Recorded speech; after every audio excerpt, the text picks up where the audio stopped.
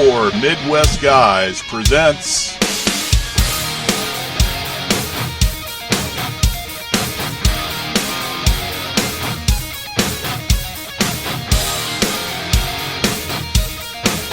Wrestlemania Reactions.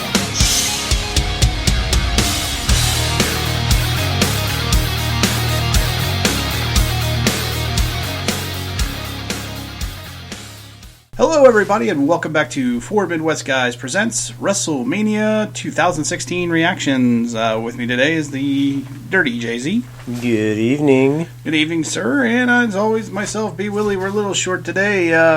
Your wife, Steph, couldn't be with us, and Mr. Rankenbauer has a new job, so it's the B. Willie and Dirty Jay-Z show for you tonight. Poor woman couldn't, 7 hours of WrestleMania? I mean, she practically fell asleep, so yeah, I can't blame her. Yeah, talk about a marathon session. Jeez, God, WWE, what are you doing to us with this crap? You start the pre-show at like 6 o'clock, and it's going on to midnight now. I mean, seriously, what the hell, guys? Yeah. Crazy amount of wrestling. In fact, it was so long, we missed the first match, even though we tuned in like a couple minutes after 6. Right, and that was the Kalisto Ryback match, which Kalisto has retained the championship there, so there you go. That's about all we can say about that. That's about all we can say. You know, we're not going to sit here and pretend we actually watched the show when we didn't, or we missed that, but yeah, we ended up kicking in like I almost want to say it was like halfway through the 10 Divas matchup, or I don't know if it was 5-on-5? Quite that far. I think they were maybe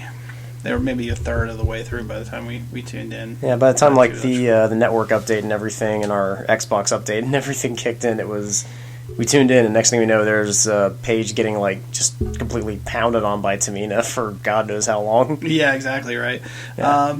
This match was okay for a Divas match. I mean, it was at least. It wasn't like the hair-pulling slap fight. It was at least entertaining to a certain degree. And I think coming in like halfway through, it's kind of hard to kind of grade the match because we don't know how long it drug out. We don't know if it like overstayed its welcome or how everyone performed. I mean, I hate to say it, thankfully I didn't see Eva Marie perform at all throughout this whole thing, so I don't know if she completely sucked or how that worked, but but in the end, Brie made Naomi tap out using Daniel Bryan's Yes Lock. Yeah, nice little homage to Daniel Bryan there. She also used his Yes Kicks as well. So, otherwise, yeah, it was an okay match. Yeah, nothing to write home about, but nope. But it could have been a heck of a lot worse. So it was definitely a pre-show match. I'll say that. Yeah. All right, Johnny, what was our next match? Next one, we had the Usos versus Dudley match.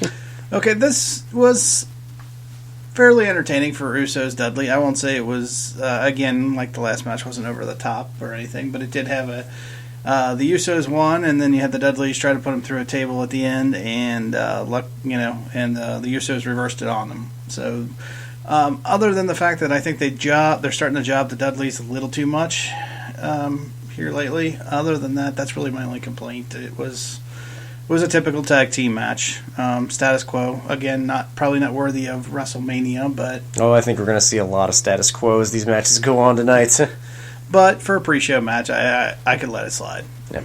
But in the end, that's the last of the pre-show matches as we kick off WrestleMania 32 and go straight into the Intercontinental title ladder match, the 7-man match, which that was actually one hell of a match. That is a great way to kick off WrestleMania. I agree. A lot of high energy, a lot of momentum. It looked like everybody was putting their all into this match. It wasn't like anybody was holding back. They knew it was WrestleMania, and they knew it was a ladder match, and you saw that. I have no complaints. There were some very cool moves done in that ladder match. We had the Sami Zayn Kevin Owens rivalry kicking off there. I mean, we had Sin Cara actually pulling off some legitimately cool moves there. Yeah, some live maneuvers. Stardust pulled out the Stardust one was the cool one, yeah. Yeah, he pulled out a black ladder with like a yellow polka dots on it as a nod to his dad.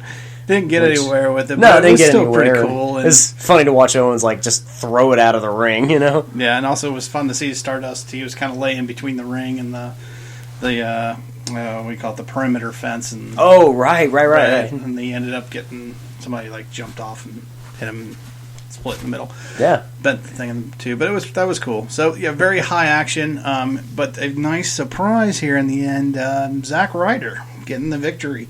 Yeah. Finally getting a little bit of a push. Finally, maybe. Yeah, thankfully. I was reading somewhere, like going through some of the tweets or going through whatever while watching the match, and someone was saying that if it wasn't for Neville's injury, that might have been something for Neville there. But yeah, who knows? But it's good to see Zack Ryder getting a push. I mean, how long has this poor guy been benched or like forced to like completely job for how many years? And like you see him like we don't even see him get an entrance on Raw sometimes. Like he's just there, shows up, gets beaten, that's it. But now here he is winning the Intercontinental match, and yeah, I mean, it's good to see him back after like having like a good start. But he's got the charisma and he's got the pull with the audience, and if they do it right, he has the potential. I'm not saying he is, but he has the potential to become the next Daniel Bryan. So I think let's hope so, because they could definitely use that in their repertoire, so to speak. Oh, the other thing too is I hope Kevin Owens is actually okay, because for a while there at the end, he was not moving. Like his head disappeared like in between like the steps of one of the ladders, and that guy was not moving for a while. I'm just hoping that was a legitimate sell and that he really isn't hurt. Because if he was hurt, that's negligence on WWE's part. My God. That's the last thing WWE needs right now is another injury. Well, yeah, and the fact that you just left the guy with his head down. Yeah. he looked like he was headless just laying into the ladder. But I think he was okay. So. All right, so going into our next match, we get the continued rivalry of AJ Styles and Y2J, which let down. That's the best I can describe this match as let down. I mean, the thing is the match had some good energy. I mean, these two are, they're really exciting to watch. Play off each other or fight off each other, but it's a rivalry that has just been so badly handled. I mean, at one point it's over, and then they become tag partners, and the tag partnership only lasts a week, and then suddenly it was just way too forced. I mean, it would have been a great match. It probably would have been the most memorable match had it not been something that we'd already seen before. And in the end, it's Y2J that gets the win. Well, not only that, the heel Y2J, which I'll be honest, I like Y2J a lot better as a face than as a heel. He's okay, but he's just not nearly as good. I mean, he's better at telling people off. I guess if it was the Attitude Era kind of a thing, he'd probably be better at the heel. But and to top it off too, I mean, this whole thing since the Royal Rumble was the fact that AJ Styles has come out and everybody's been really excited about that. And who did they decide to give the win to here? I mean, what does this do? I think, unfortunately, it means the rivalry continues. Although I think it's been beat like a dead horse. It really has. Forced down our throat at the same time, and therefore, I have no vested interest in either one of them fighting again. But it looks like that's probably what's going to happen. Yeah. I just hope they throw something into it to at least make it interesting, other than another wrestling match. Well, I wonder if that's going to be a trend we're going to see as the rest of the night goes on. Mm-hmm. And moving into our next match was. One I'm pretty sure you were excited for with the New Day versus the League of Nations. Well, we all know I'm not a fan of New Day. But you gotta admit, that entrance was pretty cool. The giant, they came out to a giant box of Bootios. Which dumped over on the side. Giant, Bootios. Giant cereal pieces come out. And the New Day come out dressed up as Saiyans. Yeah, as from Dragon Ball Z, as if you got a toy out of a cereal package. So, hats off on whoever's writing their material. It is getting a little bit better. It is a little bit funny, I got to admit, even from me, who is very annoyed by New Day. But it's funny. It's funny, I guess. So. Yeah, this was sad to say on my end. This is a match that my wife and I, we had to put our 2-year-old to sleep. So. We missed kind of like what happened. The match itself was fairly boring, I'll be honest, just because League of Nations won, and number 1 and number 2, it's League of Nations, and anytime League of Nations wrestles, I don't know, I find them lackluster as a heel group, or as any kind of a gang. Or, you think JBL constantly reminding us that it's like the 4 Horsemen, right? Or they really could use some help. As far as writing and just trying to make them into a better heel group. They're just like a gang of thugs that just happens to be from around the world. It's the United Nations gone bad. I don't know. It's kind of it's just, and the personality they have too. I mean, individually, Del Rio at one point was like a legitimately great villain. Like, we would see him come out with like these 6-figure cars and everything, and he would just be like the guy that you would love to hate. I mean, he was a technically great wrestler too. He still is.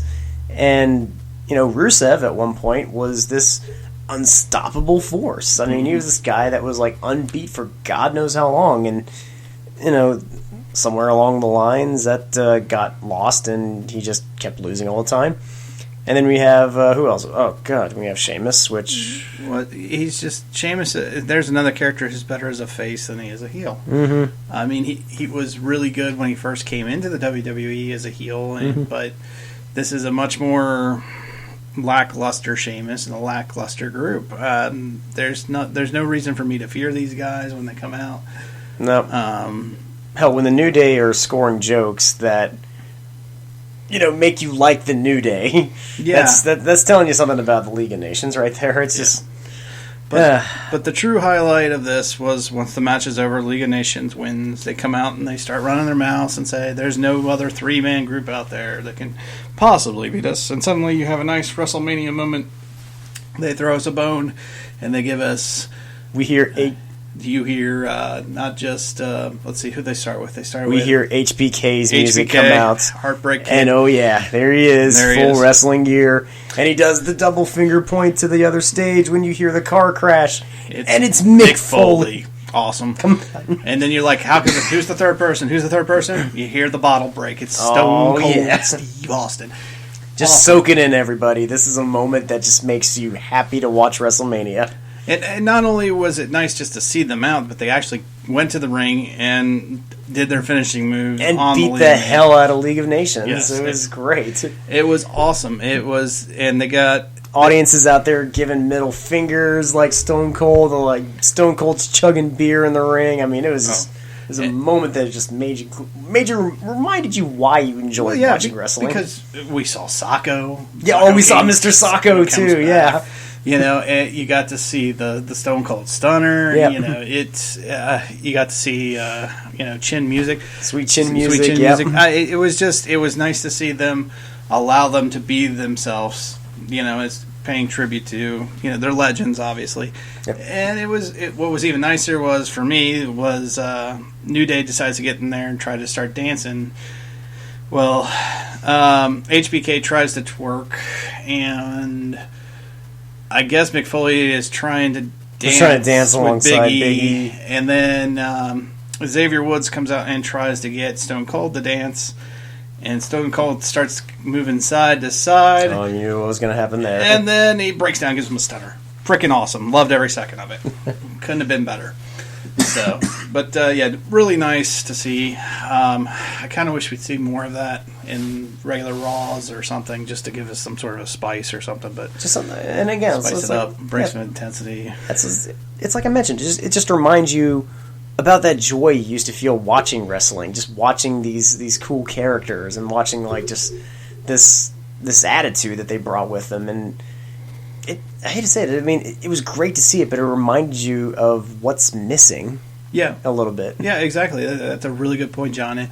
It shows how well they play to the crowd and how the crowd plays to them. And yes, they got the bonus pop of actually coming back and all that, but even without that, I think they would still be over and be over big because they know how to play to the crowd. Right. And they use the crowd. They use the enthusiasm. Yeah. The crowd is I don't know if you want to call it the third member of the ring. The audience is who decides what gets pop. Well, maybe we'll see later on how well the audience decision goes over. Mm-hmm. But yeah, I mean, you got to listen to your audience because the less you listen to your audience and the more you keep listening to yourself, the more you keep seeing like ratings decline in Raw. The more you keep thinking that you're doing the right thing, that you're telling people what they want. I mean, the audience after a while is going to get a little upset, and You know, and here's the thing: are the wrestlers today faster? Yes. Are their moves more extreme? Yes. Are they more technically sound? Yes. If you go back and watch some of the old stuff, you'll go, "Wow, this is slow." The pace is completely different than it is today. But the thing that's missing is the audience enthusiasm. That interaction with the audience, getting the enthusiasm, the build, the love to hate for the heels, and the love of the faces, you know, and watching them go up against each other, and it's just not there. They've become so technically sound and minded, and all about the rhythm and script of the match that they've lost the heart. So I don't know. Oh, there's so much we can go into. Oh, I know. We could go on for days. But what's the next match, sir? Well, right after that was the big hyped one, the Dean Ambrose-Brock Lesnar street fight match. No disqualification, weapons all over, which we got a couple kendo sticks and chairs. You know, for me, I loved it. But I always like watching Dean Ambrose.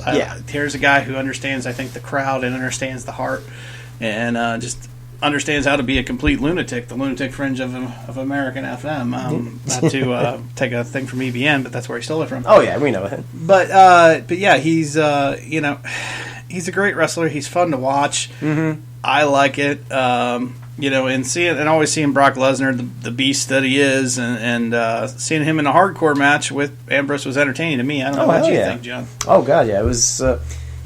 It was definitely entertaining to watch. I mean, Suplex City came out. My final count was 13 suplexes to Mr. Ambrose. But that was the great thing about Dean, is Dean actually, the one thing you could say about this match was he proved that he is legitimately like a worthy competitor to Brock Lesnar. Like everyone else we've seen Lesnar go up against, he obliterates. Yeah, we know that. And in the end of this match, I'm sorry, Lesnar wins, which I'll get to that later. But, no, I mean, Ambrose, what he brought to this match was the fact that this was probably the first of all the new talent that, you know, Reigns has gone up against that is a credible threat or has something new and interesting to bring to the table. Yeah, you know, we've said it before, he has kind of the drunken master sort of wrestling style, and just being absolutely crazy, and it works really well, and the crowd really digs it. And I'm not just saying that because he's a hometown kid being from the Cincinnati area. He's actually really good at what he does, and he's legitimately the best character WWE has on their roster right now. Yeah, I mean, all the injuries, absolutely. Right, well, not even if you had like half of the injuries back. I mean, Dean is legitimately someone that plays well to the crowd, has unique moves, has a great persona. His interviews are hilarious. Like, his bits are great. I mean, this is a guy that needs the nurturing in WWE. And sad to say, they kind of blew it giving the win to Lesnar. I mean, I'm sorry. I mean, we've seen Lesnar continuously win since he's debuted. I mean, it's getting old hat quickly, and and we'll get into some other old hats that, you know, old hat trends that need to die here soon. But this was kind of a theme really of the night for a lot of the matches. Great matches, bad endings, terrible endings. Yeah, terrible endings. Yeah. So, but and the other big news for the night. Lita came out and announced that there is no longer going to be a Divas belt. It is back to being the WWE Women's Championship belt. Thank God Almighty, the butterflies are fucking gone. You finally got your wish, John. Oh my God, I cannot be happier that the butterflies are gone.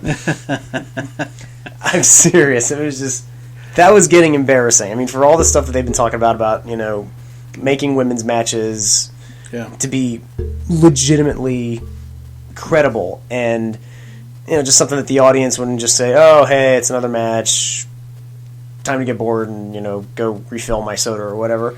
No, they've been giving actual talent a chance, and that actually segues into our next one with Sasha Banks versus Becky Lynch versus Charlotte for the Women's Champion match. Feels good to say that. No longer the Divas. Oh, God, yeah. Yeah, you know, I guess I was pleasantly surprised, but I kind of went in with low expectations. Mm-hmm. So, but for a women's match, it was, in a three-way match, I thought it was other than the ending, it was a good match in my opinion. Well, not only that, but for a triple threat match, it was pretty rapidly paced. Each of these women brought their A game. There was no hair pulling, no slapping of the face, so to speak, like a cat fight or anything. It was legitimate wrestling, and the pace was pretty good, and the maneuvers and the planning of the entire match was really, really well done. Yeah, and I think with the three competitors like these, that's the reason they got rid of the butterfly, because these are women wrestlers. They aren't, divas. They're not trying to be on poster covers. They're trying to prove themselves as wrestlers. So, and they did that tonight. Each one of them, deserves, the highest kudos from this. Yeah. But sadly, again, the ending, typical. Flair gets involved. Charlotte gets the win. Yeah, Sasha gets the bank statement on Becky. She's about to put her in in her submission, and Charlotte, chucks Sasha out of the ring and puts Becky in the figure eight. And then as Sasha tries to get back in, there's Flair holding Sasha back, because that's the way all the pins and the submissions have gone. Is like the second someone's in trouble, there's the other person right there. The timing was just so perfect from each of these women. They just. Mm-hmm. But again, the other highlight was the fact that Becky actually halfway through the match took out Flair over the top rope. That was at least somewhat satisfying. That needs to happen more often. You'd think he'd be used to taking the blows. I know he's old, but it was kind of nice. It would have been nice if he had stayed out cold, but it would have. But it is what it is. Right. So. All right, and then the other big hyped match of the night is Shane O'Mac taking on The Undertaker for control of Monday Night Raw. Once again, outstanding match. Mm-hmm. Let's go right to the highlight of the match. Oh my God, it's the highlight of the night. The highlight of the night. Shane O'Mac climbing to the top of the Hell in a Cell, 20 feet up of the Hell in a Cell, jumping 20 feet. Which Undertaker rolls out of the way because Undertaker's laid out on the announcing table. Position him on the table. You think Shane's gonna hit him? Undertaker rolls out last second. He lands on the table, but still, holy shit! That was definitely a holy shit moment. I haven't seen anything like that since Undertaker threw Mankind off the top of it. Yeah, this is you got to go back to the 90s when seeing the pay-per-views on there meant you didn't know what you were going to see. You were going to see thumbtacks, you were going to see barbed wire, you were going to see whatever. They brought a whole new level of brutality to the matches, and you didn't see a terrible amount of that in this. It was kind of awkward pace here and there, but despite that, that was the highlight of the moment, was Shane taking that dive off there, again proving he's got. He will put himself through any limit. Yeah, the boy has balls. Here he every time, especially during WrestleMania, is like I've seen him in the past. He puts it all out there, and you can tell he puts it all out there. He brought back the trash can, hitting Undertaker with it off the top rope, essentially with a kick. Yep. But yeah, that 20-foot fall, just absolutely amazing. I'm not sure there's not much else I can say about it other than that, but except the ending. The ending, again, kind of gets a nice little pat on the cheek from Undertaker after falling 20 feet and gets a tombstone. And then Undertaker picks up the win again. Yeah. Where does this go? Yeah, where does this go? So everything that we have been saying pretty much since this podcast has started. The Monday Night Raw ratings are slipping. WWE creative team is blowing it big time.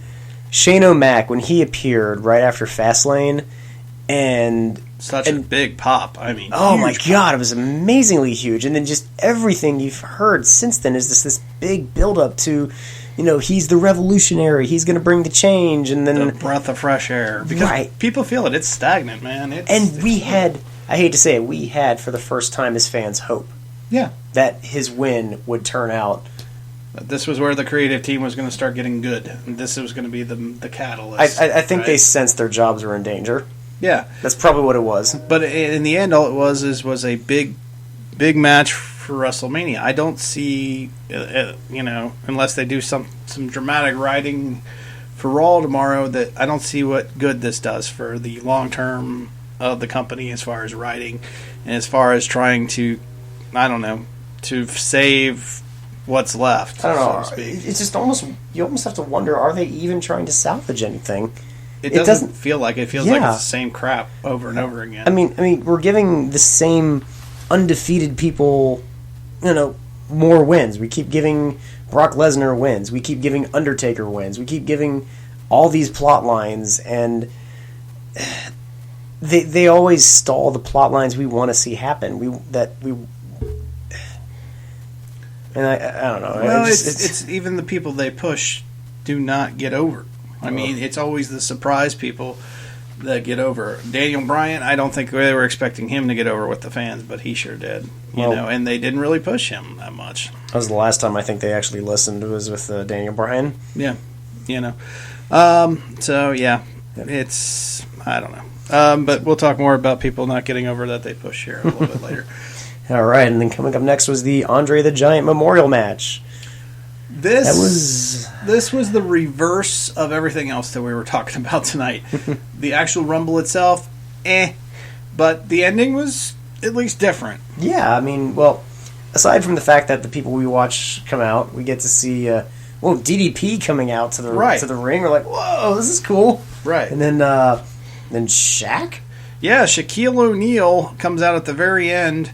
Him and Big Show kind of go at it, and as the result of them getting at it, they both get eliminated at the beginning by everybody else coming and pushing them over. So didn't do a whole lot, but kind of a nice little celebrity, pop there. Oh, and one recognizable face in there, we all got to see Tatanka.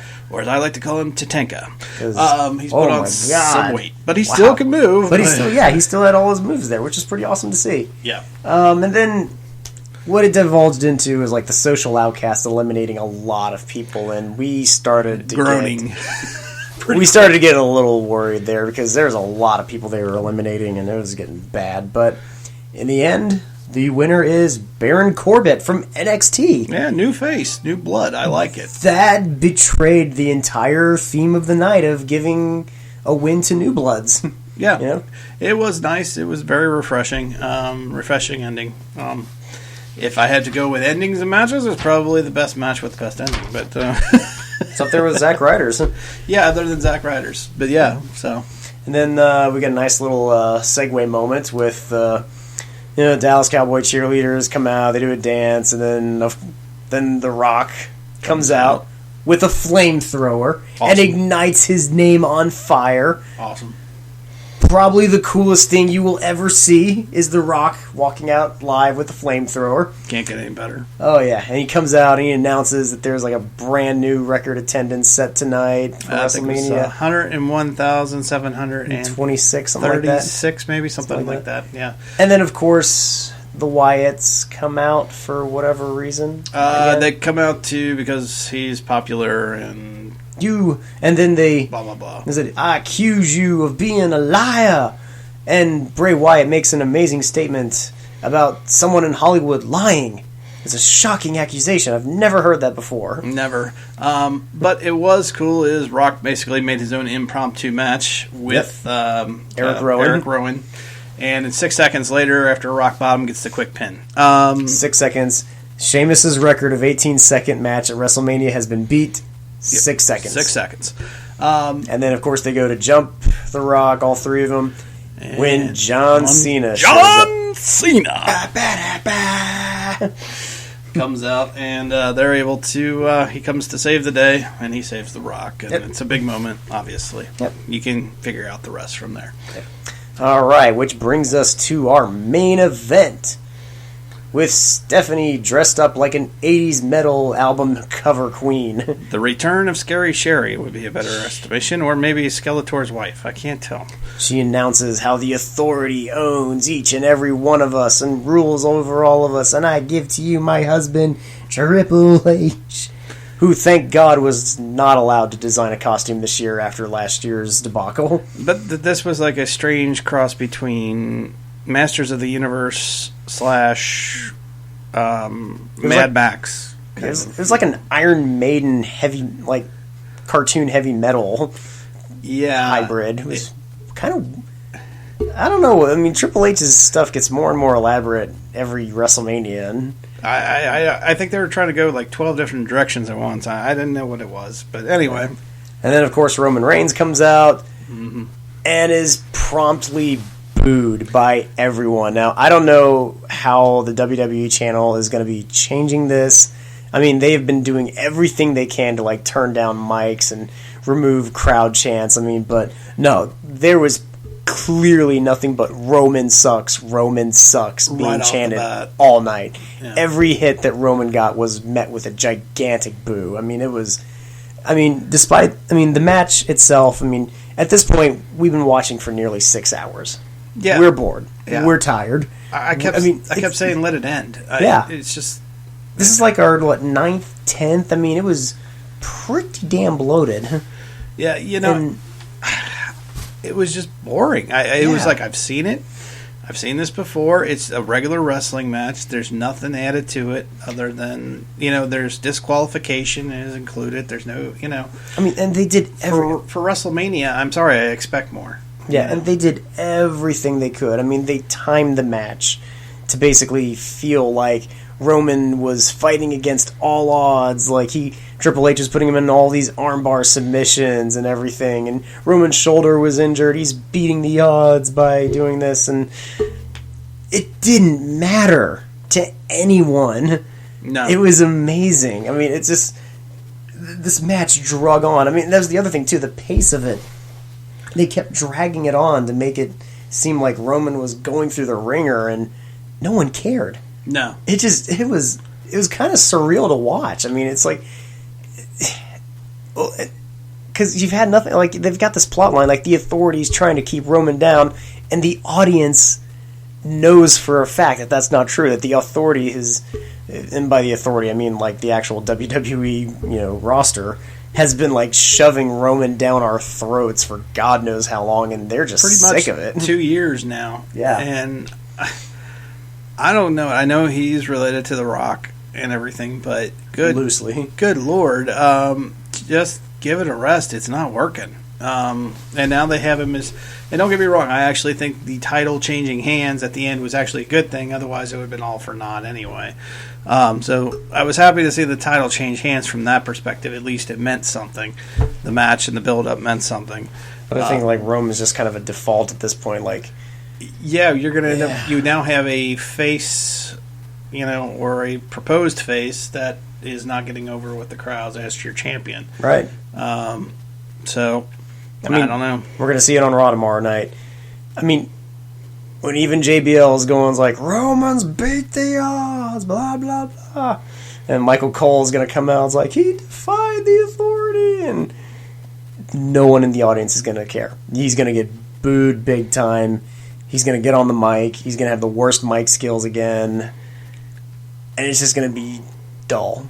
Yeah, again, it just doesn't give me much hope for what lies ahead, Yeah, I mean, that's the one thing. I mean, WrestleMania, this was... The theme tonight was, this is where stories went to die. Yeah, I mean, we've kind of said that before, but I guess it still holds true today. I would say what we saw tonight would be good enough for maybe a regular pay-per-view. Mm-hmm. I would say that would suffice as an okay pay-per-view. But we're used to this kind of disappointment from other pay-per-views. But as far as for WrestleMania, especially, I gotta say it's probably... I'll say it's the worst one maybe in the last, I don't know, 10 years. Yeah. Maybe longer. Which is sad because these were good matches. I mean, they were really great, or they had a lot of potential, and they went nowhere. And they were squandered because... And they were just wasted because, honestly, and I keep saying it every show we do, and I doubt anyone from WWE corporate or whoever is listening, but if you can get this message to them somehow, and I'm sure it's been parroted on every website everywhere, the creative team has to go. Tomorrow, go. Send them back to NBC daytime to keep writing soap operas, because that's all they're good for. I don't think they're good for that. Oh god, their plot lines are awful. They're drug out. They know nothing about wrestling. It's just what they're doing is they are killing the franchise with all of their writing. Well, they're not even planning anything out. Like, it's all about the moment. It's all about that pay-per-view. There's no master plan for what's Raw going to be. Mm-hmm. How's this storyline going to go? There's no long-term storyline. It's all about, we're going to get to the pay-per-view, we're going to have the pay-per-view, and we'll figure out tomorrow is what it feels like. You know? Right.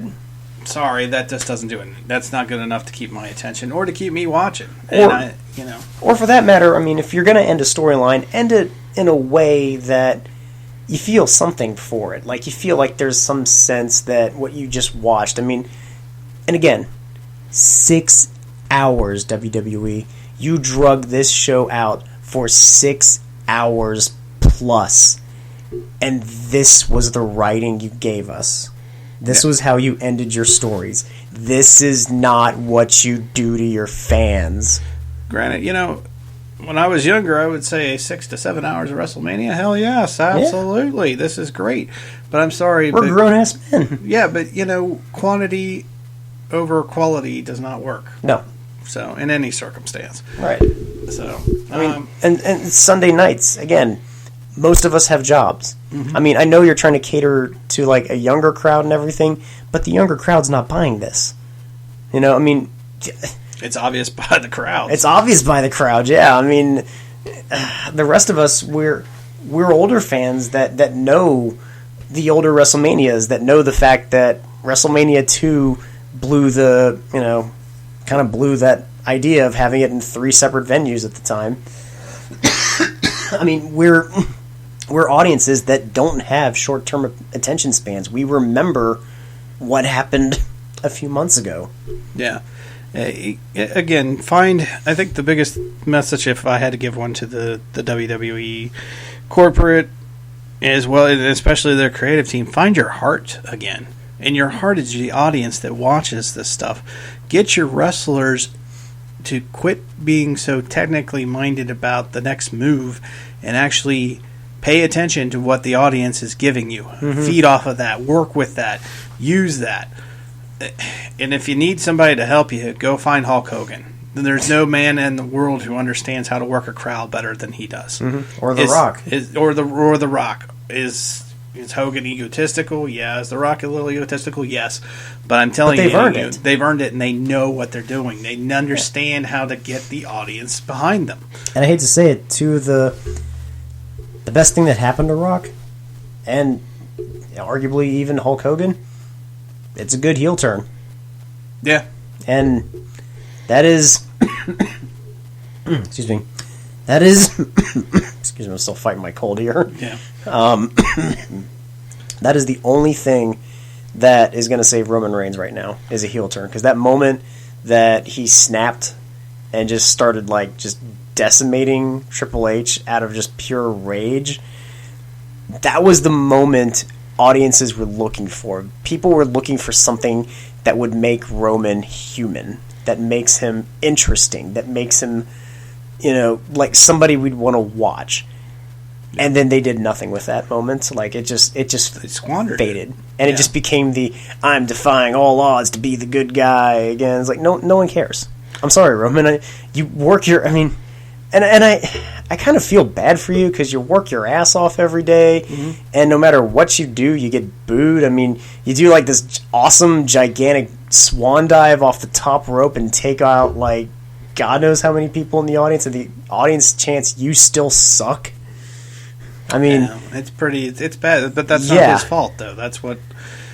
It's the writing behind him. He's not meant to have a good mic. Honestly, either Roman needs a really good manager, and they're not really good with picking good managers these days anymore, or he needs something better suited to his talents on the mic, and being a heel probably more like a Game of Thrones villain almost. Could you would probably work pretty well for him. Could you imagine if Roman actually got to let loose on the audience? Tell them, you want to keep booing me? You want to boo everything I do? Imagine just, if he just let loose. And that's, the corporate needs to come to the realization that it's time to move away from the G and the PG. And it's time to go PG-13 again for a while. Yeah, you teased us with chainsaws and barbed wire covered baseball bats that never got used. Yeah. I mean, we knew the chainsaw was going to get used, but geez, I mean, come on, at least the baseball bat. Or at the very least, figure something out. Try something crazy like putting a Attitude show on your network where you can do stuff like that. Crazy thought. Instead of giving us Camp WWE, an adult cartoon show, how about giving us an adult-themed because you're giving us all wrestling show. You're giving us all these adult-themed shows, and then when you actually come down to your actual wrestling shows, you keep telling us you're catering to kids. I mean, you've got like a DC Comics approach. Like you want to say that you're, mature and, or at least the DC Comics says, oh, we want to appear mature and like our stories are gritty and dark, but you have the mentality of children, whereas it's the other way around. You want to have stuff for children, but your bread and butter comes from when you're gritty and dark. And think it through. Where's the... I hate to say this. Like I said, it's all about the heart. It's missing the heart. It's missing the Heart Foundation? Well, it's... yeah, that too. But it's missing Stone Cold riding in on a Zamboni, for God's sakes, when he's in Canada. Stuff like that. Just crazy, off the wall. Get your fans into it. Get them excited. I'm sorry. Dean Ambrose standing at the end of a parking lot with a garage door opening on him, he looks like Jason. Yeah. I'm sorry. I mean, Jason... but I take that back. Jason has more personality. But anyway, just find your heart. Find it and find your audience. And by your heart, I mean find your audience and cater to them, please. But you'll get better ratings. I'll feed off of that when I watch it. It'll get me excited again. Right. That's how you generate your excitement. It begins with your heart, and when your heart and your soul is your fans, and AKA your audience. It's actually watching it live. Right. And when we're up like at the AMs after your 6-hour event is over, recording these things, talking about our final thoughts and all that, we don't feel cheated out of the resolutions. Yep, absolutely.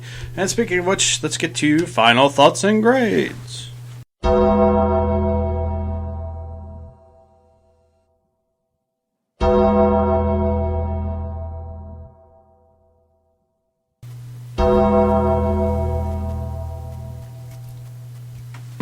All right, John, what's your final thought and grade for WrestleMania?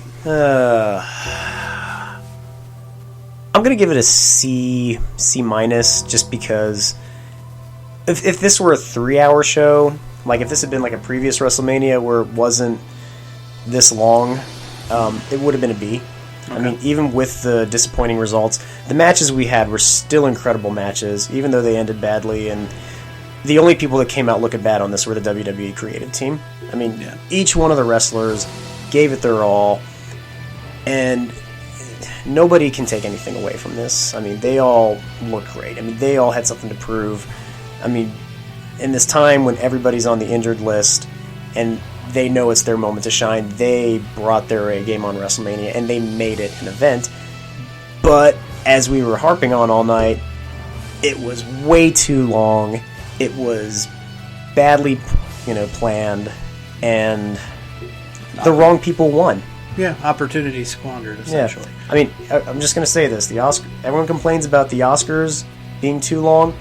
Holy fuck. This was 2 Oscar shows crammed into one. Yeah. I couldn't agree with you more, John. The quantity over quality was not the right direction to go.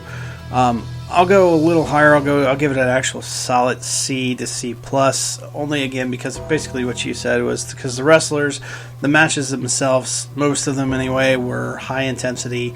They were out there. They understood it was WrestleMania, and they were at least trying. I think the reason why it's not a B plus even for me is the writing and the squandered opportunities and the continued bullshit and line of crap that the WWE creative team continues to feed us. Yeah.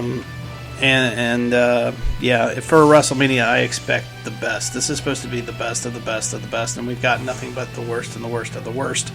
If anything, it's a great, it's a great symbol for what WWE has become, in that you have such great talent that's trying to prove themselves, and they are just being abused and wasted at the hands of a bad creative team that they should have been out years ago. Yeah. Yeah, absolutely. And, I understand that, that it's a family thing and that Triple H is your son-in-law and all this stuff, but sorry, that doesn't work for the fans, and it definitely doesn't. I'm glad he's no longer the champion. He should have been left. He should never have been made champion to begin with, honestly. But I guess he didn't have any choice because of the injuries, but still. And Sheamus just wasn't going over well either. No, not even a little bit. Do you have a favorite match for the night, though, or?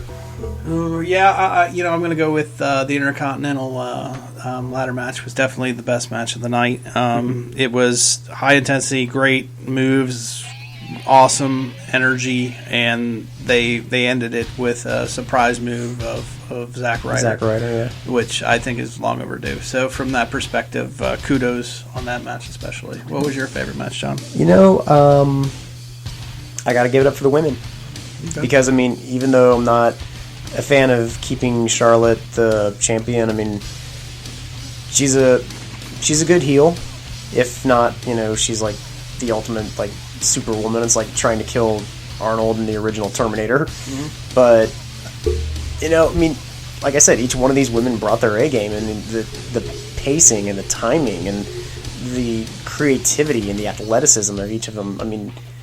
It was like spot on for the entire duration of the match, and any one of them could have won by the end there, and I would have been happy because it was just so awesome. And again, kick off the night by getting rid of that butterfly belt and making them an actual women's champion. Yeah, I couldn't agree with you more. I think that was I think them actually creating a real belt, which in some ways looks better than the guys' championship belt now. So, do you have a least favorite? Least favorite. I was just over here thinking about that, and I keep going back and forth. It's. I'm just gonna say I'll go ahead and do it. The championship match was probably my least favorite. But I was expecting much from going in because the two people wrestling in it there were no good options. I was glad it changed. Like I've said, it was at least worth it because the title changed hands and. At least we went through it for something, but... it's funny you mention that because it almost feels like election year. You got two people that you don't want to see in the prestigious position, but it's like, well, if I got to pick between these two... Yeah, kind of, yeah. So, yeah, that would be my least, I guess. What was yours, John? I got to go with that one, too. When your main event title match reminds me of presidential elections...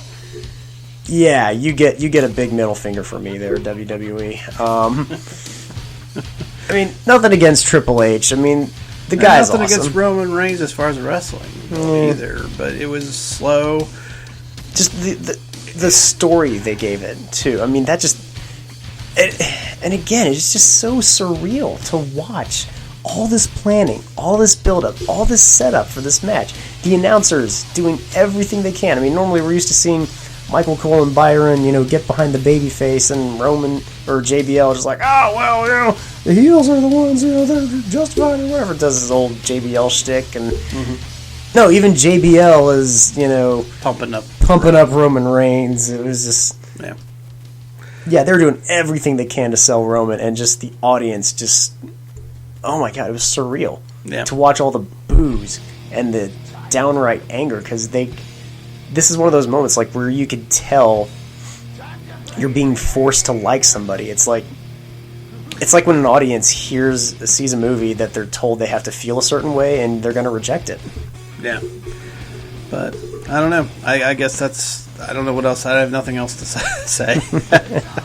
Other than, where can you find 4 Midwest Guys? Well, you can find us on iTunes by typing in the number 4 Midwest Guys. Also, leave us a review if you like us, and just make it awesome. Also, you can find us on Stitcher, OneCast, just about any other online app that we have out there. If we're not, let me know, and I'll make sure that we're at it. Also, you can find us on Twitter. Our Twitter quest continues. We're almost just shy of 900 followers on the main site now. I know Anka Bauer is well over 1,000. And you can reach myself at bwillie1977, or you can reach the 4 Midwest Guys, which I prefer. Just reach out to us at the number 4 Midwest Guys. You can also, Mr. Ankenbauer isn't here, but you can also reach him at Ank Zone. Also, you can reach us on Facebook.com/4 Midwest Guys, and also via email, 4 Midwest Guys @gmail.com. So there are lots of ways to get a hold of us. There's lots of ways to reach out to us. If you guys have questions and comments about wrestling or any other of the podcasts that we do, please let us know. We would love to put your questions on air with us, and we will definitely credit you with a question, and we'll do our best to give you the best answer that we can. And also let us know if you love us, if you hate us, if you like what you hear, what you don't like what you hear. Let us know. We're out there. We're also on YouTube now as well. You can find us on YouTube. We're starting to put podcasts on YouTube as well. So look for all that, and there's plenty more to come down the pike as well. Mr. GZ, thank you for joining us, sir. Always a pleasure. Now I'm off to go let my throat heal and get some rest. There you go. Sounds like a plan. And for B. Willie saying, let's keep the faith out there, I guess, and until the bell rings, we'll see you next time.